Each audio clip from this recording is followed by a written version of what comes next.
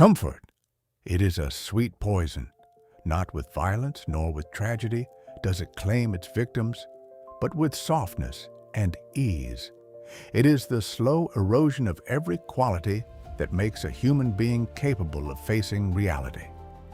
The Stoics saw this coming 2,000 years ago. Pausa.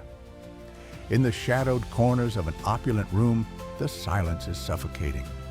The absence of struggle is a silent thief, robbing us of our resilience. With each passing day, the relentless march of comfort weakens our resolve, dulls our senses, and makes us easy prey to the storms of fate. It is not the loud clash of swords, but the gentle embrace of ease that slays us in the end. Seneca, one of the wealthiest men in Rome, knew the dangers of wealth intimately. He spent his life writing about why wealth was dangerous, not because money is evil, but because it removes the friction that builds character. It is not the man who has little who is poor, but the man who craves more. Pausa. In the grandeur of his villa, surrounded by opulence, Seneca understood the delicate trap of luxury. He warned that abundance breeds complacency, and without the grit of hardship, the spirit weakens. The gilded halls of ancient Rome were not just homes, but prisons of the soul, where the absence of need became a silent tyrant, ruling with invisible chains. Musonius Rufus, often called the Roman Socrates, chose a life of simplicity. He ate only vegetables and practiced manual labor as a form of philosophy. To him, training the body in discomfort was vital, so that the mind would never fall prey to comfort's absence. Pausa. His teachings were radical in their simplicity, yet profound in their impact. Senators and generals accustomed to luxury became his students. He took them to the fields, made them farm, and in doing so, revealed a truth. Discipline in discomfort cultivates strength. Musonius knew that the untrained body is a slave to ease, but a body accustomed to toil is free. Marcus Aurelius was born into the pinnacle of comfort, the imperial palace itself. Yet, he chose a different path.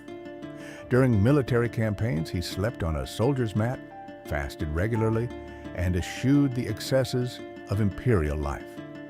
Confine yourself to the present, he advised, not to indulge, but to fulfill the duties it demands. Pausa. In the austere camps of his legions, Marcus found a truth lost in the marble corridors of power. Comfort dulls the mind, but hardship sharpens the spirit. The palace could offer him everything, but he chose the raw authenticity of the battlefield, where the soul is tempered in the crucible of adversity. The voluntary discomfort protocol is simple yet profound.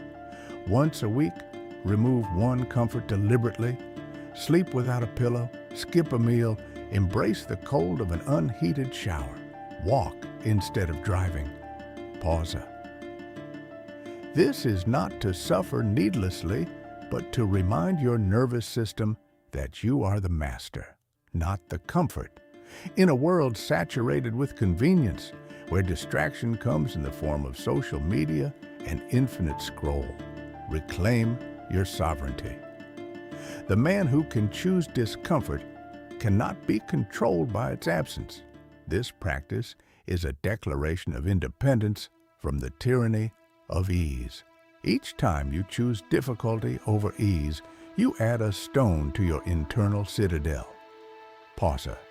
The man of comfort crumbles at the first storm like a crumbling palace of gold under a dark sky.